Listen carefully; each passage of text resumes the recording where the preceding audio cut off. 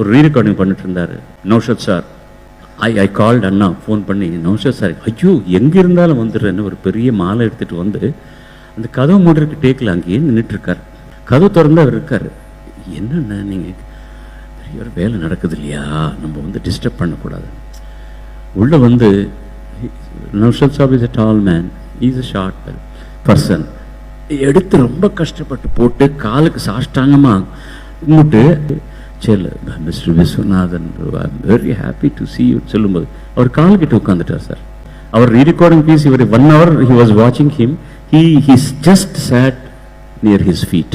அவர் எத்தனையோ தடவை சொல்லியிருக்காரு, அவர் கச்சேரி பண்ண போயிருக்கும்போது பாம்பேல நௌஷத் சார் எல்லாம் எழுதி கொடு, சட்டி சுட்டதடா பாட்டு பாட முடியுமான்னு எழுதி அனுப்பிச்சிருக்காராம். எனக்கு ஆச்சரியமாக இருந்தது தம்பி. அவர் கேட்டால் I have lot of your records Viswanathan, என்கிட்ட நான் வாங்கி கலெக்ட் பண்ணி வச்சிருக்கிறேன்னு சொல்லியிருக்காரு. உண்மை இதெல்லாம் கூட.